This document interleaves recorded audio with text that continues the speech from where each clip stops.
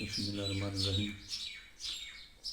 اعوذ باللہ من الشیطان الرجیم،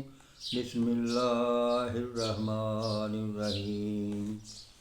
ایک نمبر 88 ہے جی، تلاوت ترجمہ ہو گیا تو تفہیم ایت بلاغت کی جاؤ گی۔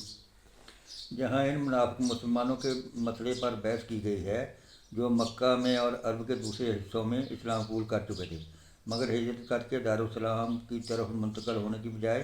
بدستور اپنی کافر قوم ہی کے ساتھ رہتے بستے تھے، اور قوم بیش ان تمام کارروائیوں میں عملاً حصہ لیتے تھے جو ان کی قوم اسلام اور مسلمانوں کے خلاف کرتی تھی۔ مسلمانوں کے لیے یہ مسئلہ سخت پیچیدہ تھا کہ ان کے ساتھ آخر کیا معاملہ کیا جائے۔ بعض لوگ کہتے تھے کہ کچھ بھی ہو، آخر یہ ہیں تو مسلمان ہی، کلمہ پڑھتے ہیں، نماز ادا کرتے ہیں اور روزے رکھتے ہیں، قرآن کی تلاوت کرتے ہیں، ان کے ساتھ کفار کا معاملہ کیسے کیا جا سکتا ہے؟ اللہ تعالیٰ نے اس رکوع میں اسی اختلاف کا فیصلہ فرما دیا ہے۔ اس موقع پر ایک بات کو واضح طور پر سمجھ لینا ضروری ہے کہ ورنہ اندیشہ ہے کہ نہ صرف اس مقام کو بلکہ قرآن مجید کے ان تمام مقامات کو سمجھنے میں آدمی ٹھوکر کھائے گا جہاں ہجرت نہ کرنے والے مسلمانوں کو منافقین میں شمار کیا گیا ہے۔ حقیقت یہ ہے کہ جب نبی صلی اللہ علیہ وسلم نے مدینہ طیبہ کی طرف ہجرت فرمائی اور ایک چھوٹا سا خطہ عرب کی سرزمین میں ایسا بہم پہنچ گیا جہاں ایک مومن کے لیے اپنے دین و ایمان کے تقاضوں کو پورا کرنا ممکن تھا، تو عام حکم دے دیا گیا کہ جہاں جس علاقے اور جس قبیلے میں اہل ایمان کفار سے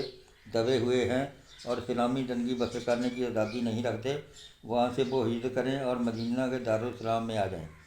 اس وقت جو لوگ ہجرت کی قدرت رکھتے تھے اور پھر صرف اس لیے اٹھ کر نہ آئے کہ انہیں اپنے گھر بار و اقربا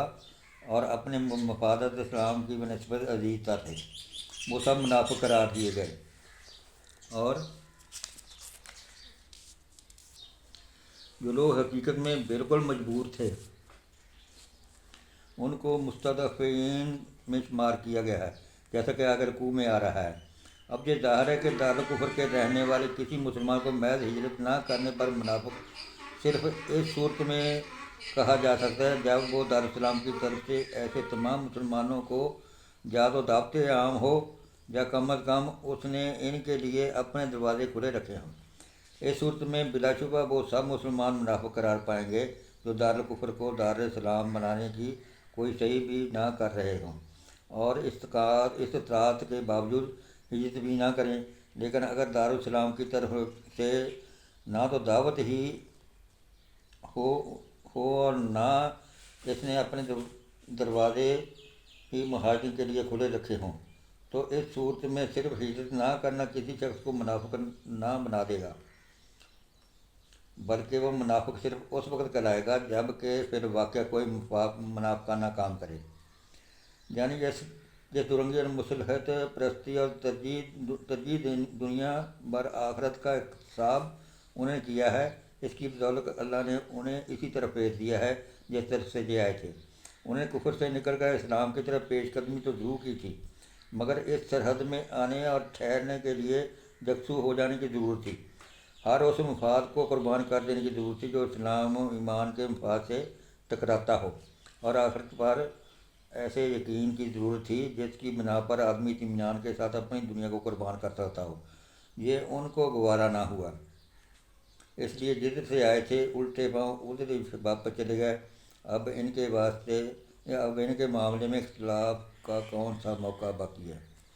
باخر دعوانا الحمد للہ رب العالمین۔ جواب کا اگلا قرآن پاک پڑھا خدا اجر مینوں اور جن مسلمانوں سنساروں عطا فرمائے اور ہمیشہ میرے سن قرآن پاک تعلیم میں نال پڑھن دی، اس میں سمجھن دی اور اس کے عمل کرنے کی توفیق عطا فرما، اور ہمیشہ میرے حضور صلی اللہ علیہ وسلم کی سنت مبارک پہ چلانے کی توفیق عطا فرما، اور بروز قیامت حضور صلی اللہ علیہ وسلم کی شفاعت کے ذریعے اور اس قرآن پاک کی ساتھ نال ساری بخشش اور مغفرت فرما۔ باخر دعوانا الحمد للہ رب العالمین۔